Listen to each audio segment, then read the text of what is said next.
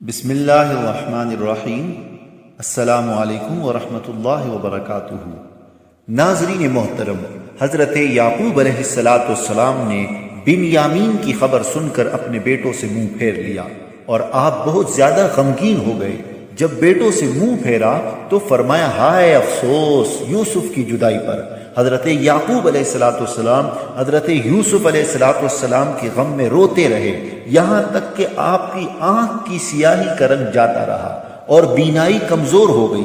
حضرت حسن رضی اللہ تعالی عنہ فرماتے ہیں کہ حضرت یوسف علیہ السلام کی جدائی میں حضرت یعقوب علیہ السلام 80 برس روتے رہے۔ یاد رہے کہ عزیزوں کے غم میں رونا اگر تکلیف اور نمائش سے نہ ہو اور اس کے ساتھ اللہ تعالیٰ کی بارگاہ میں شکایت و بے صبری کا مظاہرہ نہ ہو تو یہ رحمت ہے۔ ان غم کے دنوں میں حضرت یعقوب علیہ السلام کی زبان مبارک پر کبھی کوئی بے صبری کا کلمہ نہیں آیا۔ ناظرین، حضرت یوسف علیہ السلام کے بھائیوں نے اپنے والد محترم سے کہا، اللہ کی قسم آپ ہمیشہ حضرت یوسف علیہ السلام کو یاد کرتے رہیں گے اور ان سے آپ کی محبت کم نہ ہوگی، یہاں تک کہ شدت غم کی وجہ سے آپ مرنے کے قریب ہو جائیں گے یا فوت ہی ہو جائیں گے۔ حضرت یعقوب علیہ السلام نے بیٹوں کی بات سن کر ان سے کہا، میری پریشانی اور غم کم ہو یا زیادہ، میں اس کی فریاد تم سے یا اور کسی سے نہیں بلکہ اللہ تعالیٰ ہی سے کرتا ہوں، اور اللہ تعالیٰ اپنی رحمت اور احسان سے مجھے وہاں سے آسانی عطا کرے گا جہاں سے میرا گمان بھی نہ ہوگا۔ حضرت یعقوب علیہ السلام کے فرمان سے معلوم ہوا کہ غم اور پریشانی میں اللہ تعالیٰ سے فریاد کرنا صبر کے خلاف نہیں، ہاں بے صبری کے کلمات منہ سے نکالنا یا لوگوں سے شکوے کرنا یہ بے صبری ہے۔ نیز آپ علیہ السلام جانتے تھے کہ حضرت یوسف علیہ السلام زندہ ہے اور ان سے ملنے کی توقع ہے، اور یہ بھی جانتے تھے کہ ان کا خواب حق ہے اور ضرور واقع ہوگا۔ ایک روایت یہ بھی ہے کہ حضرت یعقوب علیہ السلام نے ملک الموت حضرت اسرائیل علیہ السلام سے دریافت کیا کہ تم نے میرے بیٹے یوسف علیہ السلام کی روح قبض کی ہے؟ انہوں نے عرض کیا نہیں۔ اس سے بھی آپ کو ان کی زندگانی کا اطمینان ہوا اور آپ نے اپنے فرزندوں سے فرمایا، اے میرے بیٹو تم مصر کی طرف جاؤ اور حضرت یوسف اور ان کے بھائی بنیامین کو تلاش کرو۔ بیٹوں نے کہا، ہم بنیامین کے معاملے میں کوشش کرنا تو نہیں چھوڑیں گے، البتہ حضرت یوسف علیہ السلام چونکہ اب زندہ نہیں اس لیے ہم انہیں تلاش نہیں کریں گے۔ حضرت یعقوب علیہ السلام نے فرمایا، اللہ تعالیٰ کی رحمت سے مایوس نہ ہو، بے شک اللہ کی رحمت سے کافر لوگ ہی نا امید ہوتے ہیں، کیونکہ وہ اللہ تعالیٰ اور اس کی صفات کو نہیں جانتے، اور مومن چونکہ اللہ تعالیٰ اور اس کی صفات کو جانتا ہے اس لیے وہ تنگی، آسانی، غمی، خوشی کسی بھی حال میں اللہ کی رحمت سے مایوس نہیں ہوتا۔ ناظرین محترم، زندگی میں پے در پہ آنے والی مصیبتوں، مشکلوں اور دشواریوں کی وجہ سے اللہ تعالیٰ کی رحمت سے مایوس نہیں ہونا چاہیے، کیونکہ حقیقی طور پر دنیا اور آخرت کی تمام مشکلات کو دور کرنے والا اور تنگی کے بعد آسانی عطا کرنے والا اس کے سوا اور کوئی نہیں۔ ناظرین محترم، حضرت یعقوب علیہ السلام کا حکم سن کر حضرت یوسف علیہ السلام کے بھائی پھر مصر کی طرف روانہ ہوئے۔ جب وہ حضرت یوسف علیہ السلام کے پاس پہنچے تو کہنے لگے، اے عزیز، ہمیں اور ہمارے گھر والوں کو تنگی، بھوک کی سختی اور جسموں کے دبلا ہو جانے کی وجہ سے مصیبت پہنچی ہوئی ہے۔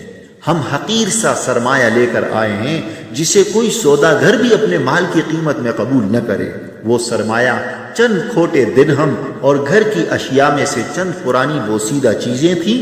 آپ ہمیں پورا ناپ دے دیجئے جیسا کھرے داموں سے دیتے تھے، اور یہ ناقص پونجی قبول کر کے ہم پر کچھ خیرات کیجئے، بے شک اللہ تعالیٰ خیرات دینے والوں کو صلہ دیتا ہے۔ بھائیوں کا یہ حال سن کر حضرت یوسف علیہ السلام پر گریہ طاری ہو گیا اور مبارک آنکھوں سے آنسو جاری ہو گئے، اور فرمایا، کیا حضرت یوسف علیہ السلام کو مارنا، کنویں میں گرانا، بیچنا، والد صاحب سے جدا کرنا اور ان کے بعد ان کے بھائی کو تنگ رکھنا، پریشان کرنا تمہیں یاد ہے؟ اور یہ فرماتے ہوئے حضرت یوسف علیہ السلام کو تبسم آ گیا، اور انہوں نے آپ کے گوہرے دندان کا حسن دیکھ کر پہچانا کہ یہ تو جمال یوسفی کی شان ہے۔ حضرت یوسف علیہ السلام کے بھائیوں نے کہا، کیا واقعی آپ ہی یوسف ہیں؟ حضرت یوسف علیہ السلام نے فرمایا ہاں میں یوسف ہوں اور یہ میرا بھائی ہے۔ بے شک اللہ تعالیٰ نے ہم پر احسان کیا، ہمیں جدائی کے بعد سلامتی کے ساتھ ملایا اور دین و دنیا کی نعمتوں سے سرفراز فرمایا۔ بے شک جو گناہوں سے بچے اور اللہ تعالیٰ کے فرائض کی بجا آوری کرے، اپنے نفس کو ہر اس بات یا عمل سے روک کر رکھے جسے اللہ تعالیٰ نے اس پر حرام فرمایا ہے، تو اللہ تعالیٰ اس کی نیکیوں کا اجر و ثواب اور اس کی اطاعت گزاری کی جزا ضائع نہیں کرتا۔ حضرت یوسف علیہ السلام کے بھائیوں نے اپنی خطاؤں کا اعتراف کرتے ہوئے کہا خدا کی قسم بے شک اللہ تعالیٰ نے آپ کو منتخب فرمایا اور آپ کو ہم پر علم، عقل، صبر، حلم اور بادشاہت میں فضیلت دی ہے۔ بے شک ہم خطا کار تھے اور اسی کا نتیجہ ہے کہ اللہ تعالیٰ نے آپ کو عزت دی، بادشاہ بنایا اور ہمیں مسکین بنا کر آپ کے سامنے لایا۔ حضرت یوسف علیہ السلام نے فرمایا آج اگرچہ ملامت کرنے کا دن ہے لیکن میری جانب سے تم پر آج اور آئندہ کوئی ملامت نہ ہوگی۔ پھر بھائیوں سے جو خطائیں سرزد ہوئی تھی ان کی بخشش کے لیے حضرت یوسف علیہ السلام نے دعا فرمائی کہ اللہ تعالیٰ تمہیں معاف کرے اور وہ سب مہربانوں سے بڑھ کر مہربان ہے۔ یاد رکھیں آج کل لوگ باہمی دھوکہ دہی میں مثال کے لیے برادران یوسف کا لفظ بہت زیادہ استعمال کرتے ہیں، اس سے احتراز کرنا چاہیے۔ برادران یوسف کا ادب و احترام کرنے کا حکم ہے اور ان کی توہین سخت ممنوع و ناجائز ہے۔ ناظرین محترم، جب تعارف ہو گیا تو حضرت یوسف علیہ السلام نے بھائیوں سے اپنے والد ماجد کا حال دریافت کیا۔ انہوں نے کہا آپ کی جدائی کے غم میں روتے روتے ان کی بینائی جاتی رہی۔ حضرت یوسف علیہ السلام نے فرمایا میرا یہ کرتا لے جاؤ جو میرے والد نے تعویذ بنا کر میرے گلے میں ڈال دیا تھا اور اسے میرے باپ کے منہ پر ڈال دینا، وہ دیکھنے والے ہو جائیں گے، اور اپنے سب گھر والوں کو میرے پاس لے آؤ تاکہ جس طرح وہ میری موت کی خبر سن کر غم زدہ ہوئے اسی طرح میری بادشاہت کا نظارہ کر کے خوش ہو جائیں۔ اس سے معلوم ہوا کہ بزرگوں کے تبرکات اور ان کے مبارک جسموں سے لگی ہوئی چیزیں بیماریوں کی شفا، دافع بلا اور مشکل کشا ہوتی ہیں۔ قرآن و حدیث اور صحابہ کرام رضی اللہ تعالی عنہم کی مبارک زندگی کا مطالعہ کریں تو ایسے واقعات بکثرت مل جائیں گے جن میں بزرگان دین کے مبارک جسموں سے مس ہونے والی چیزوں میں شفا کا بیان ہے۔ جیسا کہ حضرت ام جندب رضی اللہ تعالی عنہا فرماتی ہیں میں نے حضور پرنور صلی اللہ علیہ وآلہ وسلم کو دیکھا کہ آپ صلی اللہ تعالی علیہ وآلہ وسلم نے قربانی کے دن بطن وادی کی جانب سے جمرہ عقبہ کی رمی فرمائی۔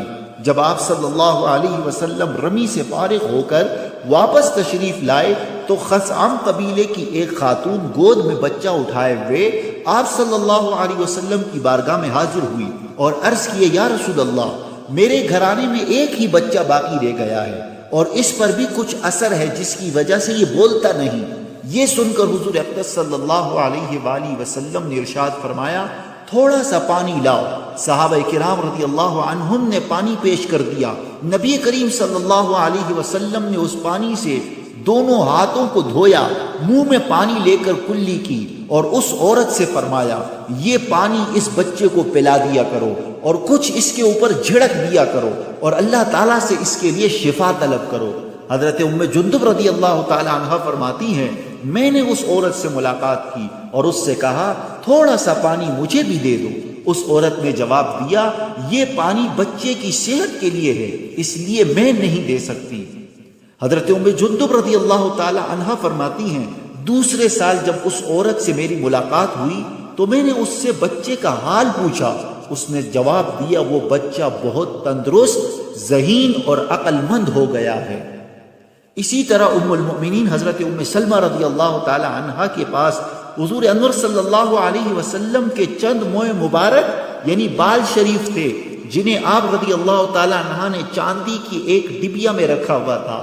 لوگ جب بیمار ہوتے تو وہ ان گیسوؤں سے برکت حاصل کرتے اور ان کی برکت سے شفا طلب کرتے۔